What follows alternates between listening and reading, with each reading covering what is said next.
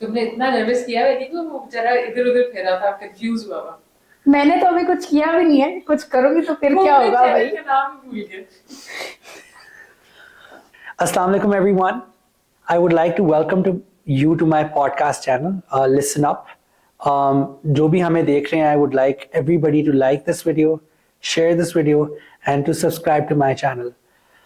I would like to introduce you to my first guest, Ms. Khansa Maria. She is my sister. I would like to call her sort of a person that has led me in life to a lot of places. Whether it be my NYU Abu Dhabi, जब मैं खुद बोल रहा था कि मैंने अपने हाथों से अपना ख्वाब तोड़ा, जब मुझसे मेरे मोहम्मद की जगह मुताहिर आ गया, बाहर अप्लाई करने पे मुझे फोर्स इतनी करने इज्जत पे, तो कभी नहीं मिली वैसे मुझे गाइस। लेकिन अभी पॉडकास्ट के अंदर मिलेगी। उसके अलावा there are a सिर्फ lot, अभी मिलेगी, इसके बाद नहीं मिलेगी। maybe not, let me just embrace this. maybe not, लेकिन चलो, let's just give you guys a little bit of an introduction of who Khansa is. Basically, Khansa के पास बहुत सारे टाइटल्स हैं। She is a Rhodes scholar, the first blind Rhodes scholar of Pakistan. She is a Tamgha Imtiaz and she is currently doing her PhD from Oxford university. So ये सारी चीज़ों के अलावा, for me personally in my life, she has been the person that has taught me about feminism, that has taught me about disability rights, that has given me awareness about a lot of things in a sibling based relationship. And it is an honor. मैं जब भी सोचता था कि मैं कभी भी कोई पॉडकास्ट करूंगा, कोई चीज़ करूंगा, कि Khansa would be my first guest, because ये मैं अभी सिर्फ कैमरे के सामने मान रहा हूँ, बाद में मानूं या ना मानूं, there's a lot in life that I've learned from got Khansa. proof. Yes, you will always have this proof, but I've learned a lot from Khansa. So Khansa, if you would like to give a little bit of introduction about yourself to my audience, in that I want you to do two specific things. सबसे पहले I want you to tell my audience your journey and explain to my audience कि एक disabled लड़की के लिए अपने लिए career develop करना पाकिस्तान जैसे डेवलपिंग कंट्री के अंदर कितना मुश्किल होता है, और not only that, also explain कि what were sort of like the hurdles that you faced during your journey. Thank you, Ali, for inviting me to, be featured in your podcast. As everyone knows, मैं अली की छोटी बहन हूँ, लेकिन लोग मुझे बड़ी समझते हैं, लेकिन हूँ मैं छोटी, तो आज मैंने कहा आप सबको क्लैरिफाई कर दूँ मैं ये। In terms of my journey, honestly, I won't say it has been easy, or to be honest, मैं तो ये कहती नहीं हूँ कि मेरी journey complete हो गई है, because in no way has it been completed. I think I'm kind of अभी still I'm working through things and figuring out कि मैंने आगे कहाँ जाना है, क्या करना है, क्या नहीं करना. And I think ये journey तो पूरी जिंदगी चलती ही रहती है. So I think that's just a starter. अभी तक जो मेरी जर्नी रही है उसमें obviously I started studying in a mainstream school in Pakistan, which was pretty much unheard of for visually impaired people or people with disabilities in general. So I think in that sense, I've been lucky to have had support system around me in the form of my mother, my grandparents. Achha, I want to stop you here. Can you explain to the audience the benefit of studying? मेरी जिंदगी ऐसी होती है. I want to stop you right here ही चलता रहता है guys.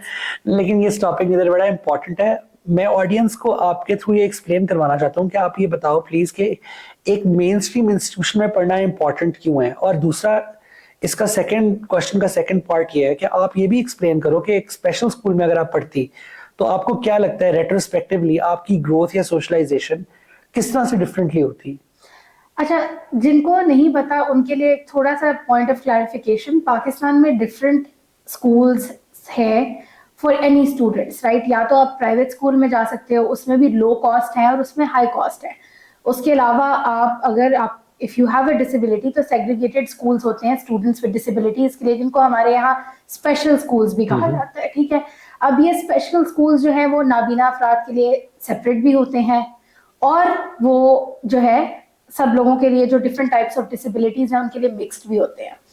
तो obviously school जो है वो बहुत हद तक ये शेप करता है कि आप कौन बन रहे हो, आपके क्या एक्सपीरियंसेस हैं और आप जिंदगी में क्या स्किल्स ऑब्टेन कर रहे हो. तो इसलिए स्कूल की जो जर्नी आपकी बहुत इंपॉर्टेंट होती है. और in other words, as a researcher, you can always say कि जी आपका सोशल और पॉलिटिकल और इकोनॉमिक कैपिटल जो है, ये सारी चीज़ें डिटरमिन करती है कि आपका स्कूल कौन सा था। ये जैसे कि आपको मतलब आप लोगों से किस तरह बात कर रहे हो, आपके किस तरह के लोगों के साथ रिलेशनशिप्स बने, ये सब आपके स्कूल के जो दोस्त होते हैं या आपके स्कूल के इंटरेक्शंस होते हैं वो शेप करते हैं। अब स्कूल्स आहिस्ता आहिस्ता अगर हम बात करें तो ये जो आइडिया स्पेशल नीड्स का है और स्पेशल नीड्स एजुकेशन का है, ये फेज आउट होता जा रहा है। दिस इज माय थिंग, तो मैं इसके ऊपर काफी ज्यादा भी बोल लेती हूँ, लेकिन too bad you have to listen to me. तो प्लीज आप बोलिए। द पॉइंट इज के ये आउटडेट होता जा रहा है idea, because the idea is के at the end of the day आप किसी भी स्कूल में पढ़े, आपकी सोसाइटी जो है वो डिवाइडेड नहीं है। यानी कि आपकी सोसाइटी में, आपके माशरे में जो जिनको आप लोग खसूसी अफराद कहते हैं, उनके लिए मुख्तलिफ जगह नहीं है कि यहाँ पे सिर्फ खसूसी अफराद काम करेंगे, यहाँ पे बाकी लोग काम करेंगे। क्योंकि सोसाइटी एक है, माशरा एक है, सब लोगों ने एक जगह पे रहना है और को एग्जिस्ट करना है। इसलिए मेरे हिसाब से कि आपको स्पेशल स्कूल्स या जो स्पेशल नीड स्कूल जिनको कहते हैं वो नहीं रखने चाहिए, क्योंकि उससे आप ये स्किल नहीं सीखते कि जब आपने मुख्तलिफ लोगों के साथ इंटरेक्ट करना है तो वो आपने कैसे करना है। और हमारे जो स्कूल्स हैं for students with disabilities government run है, तो टेरिबली अंडर फंडेड है, ना वो अपॉर्चुनिटीज हैं उनके पास, ना वो रिसोर्सेज हैं। तो इसलिए मेरे ख्याल से वो एक अच्छा आइडिया नहीं है।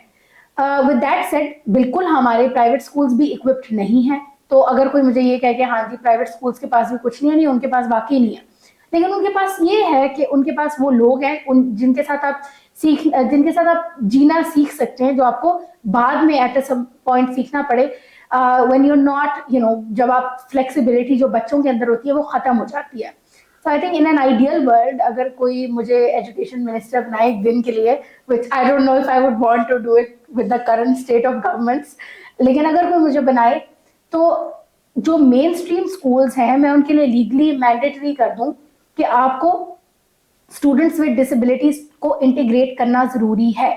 But with that said, there are different kind of learners. हर स्टूडेंट एक जैसा नहीं होता और हर स्टूडेंट की डिफरेंट नीड्स होती हैं, रिक्वायरमेंट्स होती हैं, और उसमें कोई गलत चीज नहीं है। तो उसके लिए आप मेन स्ट्रीम स्कूल में, एक आम स्कूल में ऐसी फैसिलिटीज इंट्रोड्यूस करें कि कोई भी स्टूडेंट आए तो आप उसके लिए केटर कर सकें। अगर एक ब्लाइंड स्टूडेंट है तो आप उसके लिए सेपरेट क्लासेस करें जिसमें आप उसको एक्सेसिबल टेक्नोलॉजी सिखा सकें। जिस तरह बच्चे क्लब्स ज्वाइन करते हैं तो वो ये क्लब ज्वाइन कर ले जिसमें वो आफ्टर स्कूल, जिस तरह हम डिबेट क्लब करते थे तो 1 घंटा चलो रह के वो ब्रेल सीख ले। इसी तरह अगर कोई स्टूडेंट है जिसकी और डिफरेंट किस्म की नीड्स है तो उसके साथ एक असिस्टेंस आप कर लें जो उसके साथ मेन स्ट्रीम क्लासरूम में हो और उनकी हेल्प करे as needed. Ultimately integrated form of education I believe is the best form of education, क्योंकि आपको उसी सोसाइटी में रहना है और उसी सोसाइटी के साथ आपको को एग्जिस्ट करना है। तो the sooner that you do it the better it is, with the caveat के आप अल्टीमेटली अपने स्कूल्स को इतनी कैपेसिटी दें कि वो हर तरह के लर्नर को इंटीग्रेट कर सकें। अच्छा, अब आगे यूनिवर्सिटी एजुकेशन की तरफ आए। स्कूल्स की तो हमने बात कर ली कि वहाँ पे मतलब प्राइवेट स्कूल्स का क्या रोल था आपकी लाइफ के अंदर, मदर का सपोर्ट सिस्टम, ग्रैंडफादर का, सारी बातें। इमेजिन करें लाइक हमारे माशरे में, मतलब you and I both went abroad, सोचना कि यार कोई बंदा इंडिपेंडेंटली अपने डिसीजंस कैसे ले सकता है और इंडिपेंडेंटली को एग्जिस्ट कैसे कर सकता है एक ऐसे माशरे में जिसका उसको बिल्कुल पता भी नहीं है। ये कितना चैलेंजिंग था, स्पेशली विद स्पेशल नीड्स। और अगर उसको हम निकाल भी दे तो ये process, how is that for you? And अ सब पार्ट ऑफ दिस क्वेश्चन जिसको मैं चाहता हूँ कि आप डील करें वो ये कि as we all know in the family you are a very very independent human being. How did that thing develop inside you जो मेरे अंदर अभी तक नहीं डेवलप हो सकी unfortunately? Maybe that is fortunate, maybe independence is not the answer to everything, to be very honest. I think आपके question को अगर थोड़ा ब्रेक डाउन किया जाए तो हमारे माशरे में कोई भी अगर एक 18 साल का बच्चा है या 17 साल का बच्चा है जो यूनिवर्सिटी जा रहा है, वो अपने ये डिसीजंस खुद क्यों ले? हमारे माशरे में बहुत से प्रेशर्स होते हैं कि डॉक्टर बनना है, इंजीनियर बनना है, ऐसे करना है, वैसे करना है। अपनी जिंदगी को आपने किसी और के ड्रीम्स के मुताबिक गुजारना है या किसी और के पर्सपेक्टिव के मुताबिक गुजारना है, चाहे वो ड्रीम्स नॉन एग्जिस्टेंट हों कि किसी को लगे कि यार ये डिसेबल्ड हैं, ये खसूसी अफराद हैं तो ये जिंदगी में कुछ नहीं कर सकते, या किसी को लगे कि मेरा एक ही बेटा है तो उसको मैंने डॉक्टर बनाना है ताकि वो बड़े होकर मुझे सपोर्ट करे। कोई भी लोगों की परसेप्शंस होती हैं। तो मुझे लगता है कि on either and of the spectrum किसी के ऊपर अपने डिसीजंस को इम्पोज नहीं करना चाहिए। Obviously I am not a parent, मुझे नहीं पता कि पेरेंट्स क्या मुश्किलात जो है फेस कर सकते हैं, लेकिन मुझे ये लगता है कि अल्टीमेटली अगर आप अपने बच्चे को इतना एम्पावर करें कि आप उनको बताएं कि क्या क्या अपॉर्चुनिटीज हैं जो उनके पास अवेलेबल है, वो फिर खुद चूज करें कि वो क्या करना चाहते हैं, वो क्यों करना चाहते हैं, उनको आप एम्पावर करें कि आप उनके यू आर ऑलवेज बिहाइंड, आप उनके साथ खड़े हैं।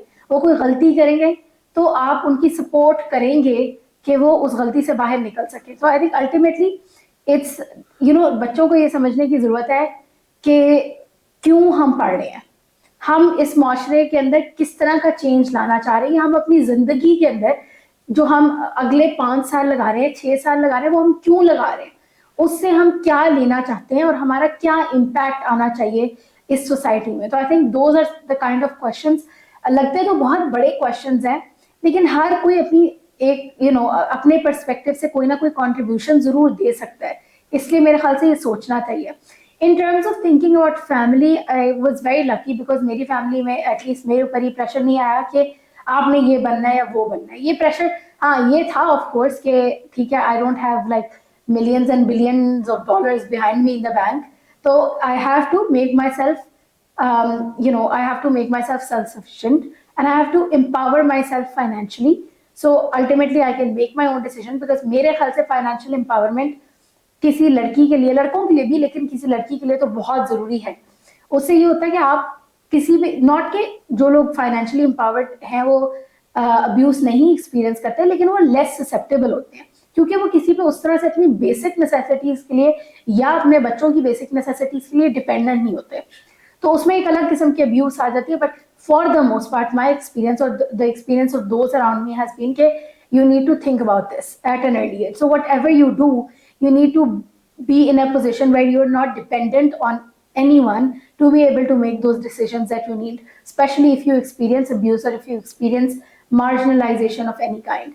और उसमें सिर्फ पैसों की बात नहीं आती, उसमें सेल्फ फुलफिलमेंट और अपने आप को पॉलिश करने की, अपने डिफरेंट एक्सपीरियंसेस करने की। For instance I love to travel a lot, और लोग बहुत से कहते हैं कि पैसे ज़ाया करने वाली बात है, लेकिन मुझे शौक है, मुझे वो एक्सपीरियंसेस लेने हैं।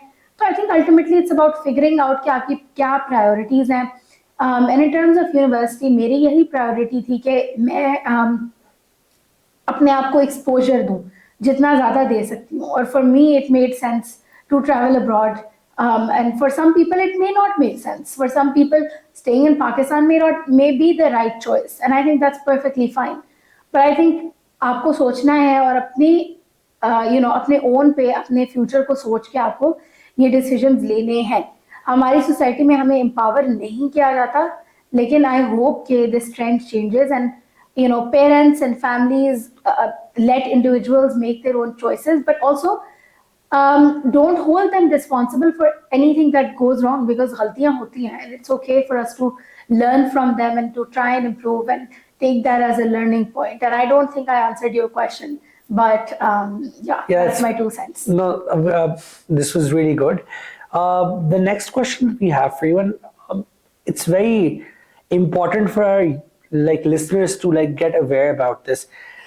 How do you think they should treat people with disability around them? Because जब for example अब हम society के अंदर देखते हैं, और मैं भी बड़ा नोट करता हूँ, बड़े एक्सट्रीम से आपको opinions मिलते हैं, लोग बहुत opinionated होते हैं, या लोग आपके साथ बहुत ज़्यादा sympathize करेंगे। शायद मेरा ये जो opinion है ये अपने personal experience के ऊपर based है। Sympathize नहीं तो लोग आपको hate करेंगे। hate इस तरह से नहीं, लेकिन उनको लगेगा कि आपकी जो success है ना उसके पीछे कोई ना कोई चीज़ है। For example मैं जब NYU में पाकिस्तानी रेस्टोरेंट पे खाना खाने जाता था ना, तो जनरली लोग कहते थे आप यहाँ पे कोटा पे आए हुए हो, न्यूयॉर्क की बात बता रहा हूँ। उसके अलावा मतलब इस तरह की बातें कि लोगों के लिए ये परसीव करना ही बड़ा मुश्किल है कि आप विद दिस डिसेबिलिटी कहीं पे जा सकते हो। और एक सब क्वेश्चन इधर मेरा स्पेसिफिकली है कि as a female with disability, how do you think you interacted with these barriers, and then how do you succumb from these barriers, and how do you stay strong to actually जो गोल आपने अपने mind में set out किया है उसको achieve करने के हद तक? देखिए मैं एक बड़ी अर्थ शैटरिंग किस्म की बात करने वाली हूँ, लेकिन मेरा आंसर इस सवाल के लिए ये है कि आपको कोई इसके अंदर कोई रॉकेट साइंस नहीं है, despite what anyone around you tells you, इसमें कोई रॉकेट साइंस नहीं है।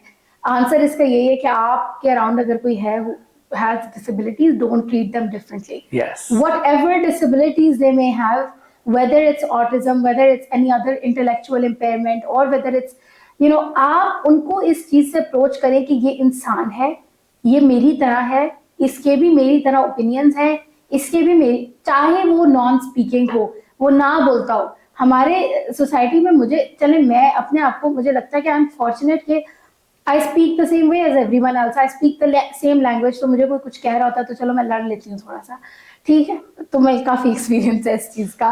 लेकिन द पॉइंट इज कि आई थिंक कि those who speak differently, those who have different ways of expressing themselves, we don't value it that much.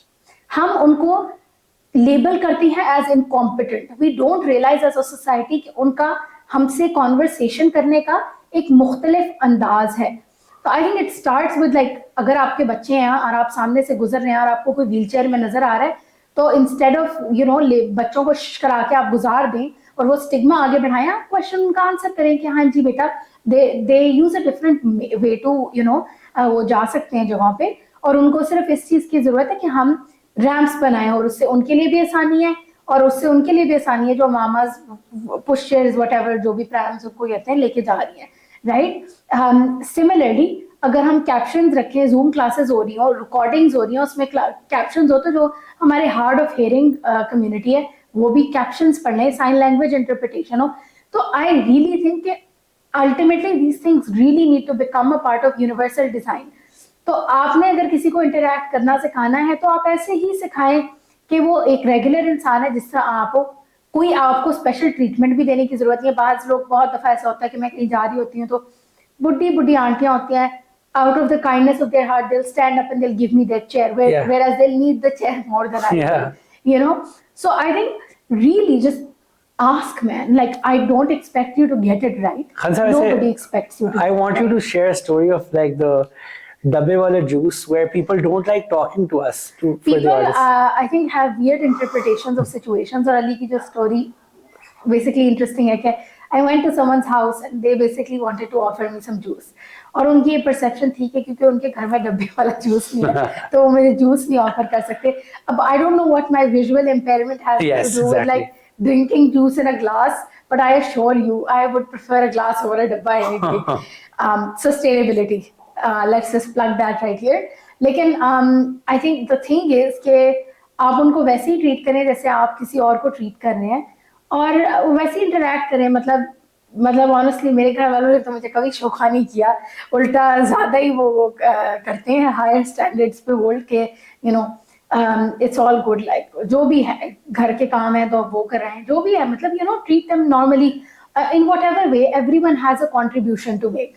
सो ऐसा नहीं है कि अगर कोई एक तरह से कॉन्ट्रीब्यूट नहीं कर सकता तो वो दूसरी तरह से भी नहीं कर सकता। तो I think it's about figuring out where they can contribute, how they want to make these decisions. और ये जो हमारे दिमाग में अफर्मेटिव एक्शन वाली बात है ना कि हर चीज जो अच्छी किसी को मिल रही है वो कोटा के वजह से है, we need to get rid of this mindset as well. क्योंकि ऐसा नहीं है, लोग बड़ी मेहनत करते हैं, इस मैंने तो किया तो किसी ने कुछ कहना क्या है, मुझे पता है मैंने किया।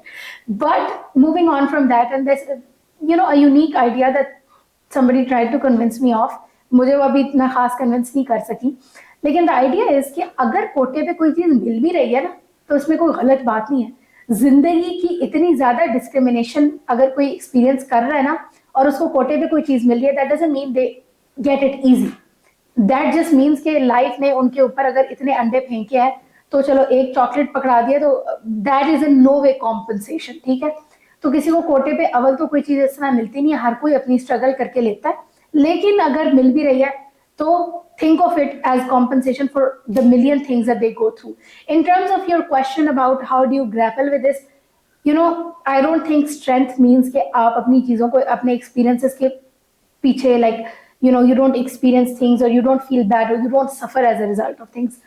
I think it's just about finding spaces where you can like either rant to your friends or like make fun of people. My coping mechanism is humor. Usually when I go through these situations, I just find a way to laugh about it. But sometimes you want to cry and I think that's perfectly fine. either find your community or find a nice therapist or do both like me. I think it's perfectly fine. Okay. We would also want you to do a comparative analysis. Like, people in Pakistan feel कि बाहर La La Land है, utopia है. For you, because you've lived in the Gulf, you've lived in Pakistan, now you're living in England. What sort of like structural differences are there in terms of like you being received as a woman with disability? Moreover, what sort of support systems are different in all of these parts of the world? Because I feel, from my own experience, and like obviously, I think there were problems that you face in that part of the world as well. No place is like La La Land. No place is a utopia in the very first place. I think I absolutely agree with you. Discrimination and marginalization exists everywhere. हर जगह लोग मेरे पास आते हैं, वो कहते हैं हमारे पास हमारे पास भी डिसेबिलिटी है, आप हमारी एप्लीकेशन लिख दें, हमने बाहर जाना है. लोग ये नहीं सोचते कि बाहर भी आपको वही कुछ एक्सपीरियंस करना पड़ता है. मैं काफी डिफरेंट कॉन्टेक्स्ट में रह चुकी हूँ. मैंने ये चीज नोटिस की है कि मार्जिनलाइजेशन तो हर जगह है. 3 डिफरेंट वाइल्डली डिफरेंट कॉन्टेक्स्ट हैं. पाकिस्तान है जहाँ पे गुर्बत इतनी है, लैक ऑफ रिसोर्सेज है, वहां पे भी लोग मार्जिनलाइज करते हैं. फर्क रीजंस की वजह से करते हैं, लेकिन करते हैं. कतर दुनिया का अमीर तरीन मुल्क है, उनके पास पैसे की कोई कमी नहीं है, वहां पे भी मार्जिनलाइजेशन है. हालांकि वहां पे कोई फाइनेंशियल डिस्पैरिटीज नहीं है इस तरह की. ऑब्वियसली जो माइग्रेंट इश्यूज है वो डिफरेंट है, लेकिन वैसे ऑन द होल गवर्नमेंट के पास तो पैसे हैं. और अगर आप यूके के अंदर चले जाएं तो वहां पे भी अपनी किस्म की डिस्पैरिटीज है. वरना लोगों को लगता है कि मतलब गोरे white people are like really good at this. The only difference, and I think the only difference is that there is legal protection within the UK, which is why I found it to be the best environment. And हमारे friends from across the border, shout out to the Indians, उन्होंने भी introduce कर दिया अपना disability rights law. And my friend Rahul tells me every day कि वो लोग फलाने प्लेटफॉर्म को होल्ड कर रहे हैं अकाउंटेबल क्योंकि उन्होंने अपने आप को स्क्रीन रीडर एक्सेसिबल नहीं बनाया.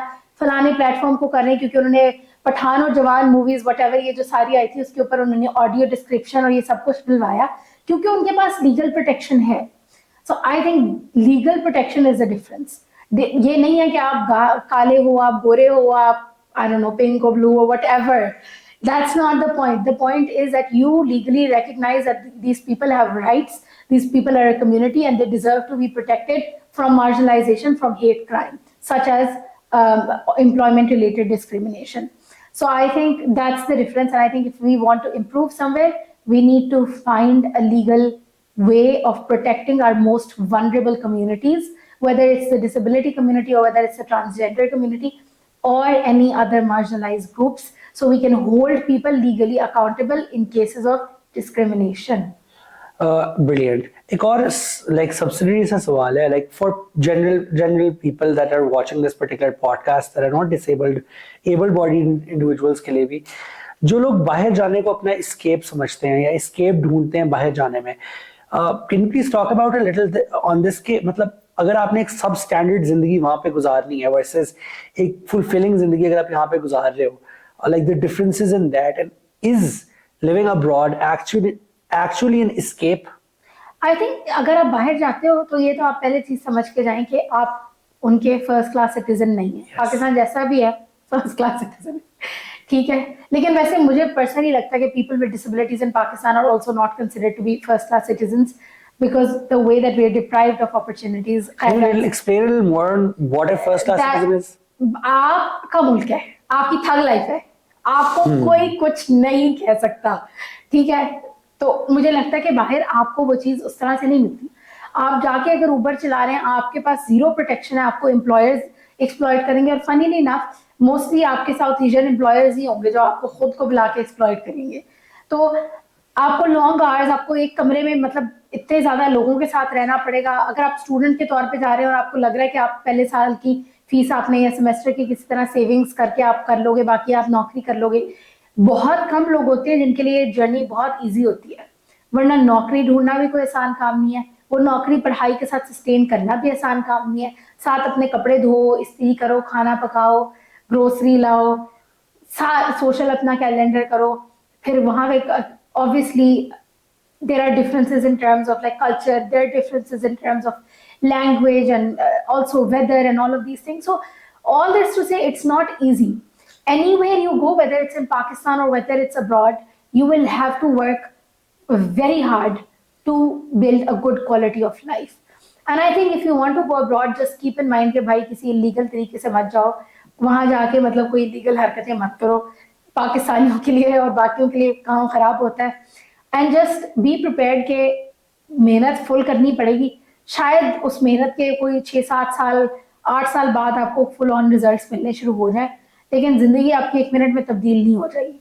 सो in any case you will have to work hard, and it's a different kind of working hard that you may have to do perhaps in comparison to Pakistan, but वो जो मेहनत है वो आपकी चलेगी unless you're fully loaded. If you are, then you can give us sponsorship for this podcast. Yes, please do so.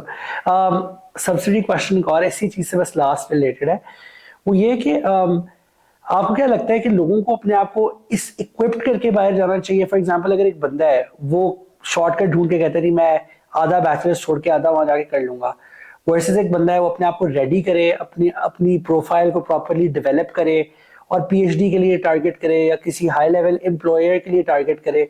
ये बेहतर है कि अपने आप को like you make yourself into a human being that actually is like very motivated to go abroad? इसका Because I तो एक deal ही with आंसर है, कोई भी इंसान का बच्चा होगा वो यही कहेगा कि हाँ यार पूरे अपने आप को वेल राउंडेड करके जाओ. मुझे लगता है कि आप किसी भी तरह जाओ ना, अपनी डिग्निटी रख के जाओ और ये सोच के जाओ कि यार आपका प्लान ए ये है, चलो ठीक है, बहुत फिट सीन हो जाएगा अगर वहां पे आपको जाते ही नौकरी मिल गई, आपने अपने पैसे सेव करके सारा कुछ कर लिया, बहुत कमाल सीन हो जाएगा. लेकिन पॉइंट प्लान बी सोचो, अगर ये ना हुआ तो ये कर लेंगे, वो बी ना हुआ तो ये क्या, सी क्या है, डी क्या है, ई क्या है, एफ तक प्लान्स बनाओ फिर जाओ. कोई जाने से नहीं रोक रहा, जाओ लेकिन अपना भी सोच के जाओ, अपनी इज्जत का भी सोच के जाओ और अपने मुल्क का भी नाम बदनाम मत करो. Thank you. Thank you so much Khansa for being on the podcast. Guys, like, share, subscribe, comment. Please जरूर बताइएगा अपनी फीडबैक से, हमें अपनी आरा से आगाज जरूर कीजिएगा बिकॉज हम बहुत इंटरेस्टेड हैं इसको सुनने के लिए. और आप बताएं कि आप किस तरह का कंटेंट देखना चाहते हैं और क्या इंप्रूवमेंट्स हमें करनी चाहिए because this is a new channel, तो we are really open to your suggestions. Thank you so much once again, Khansa.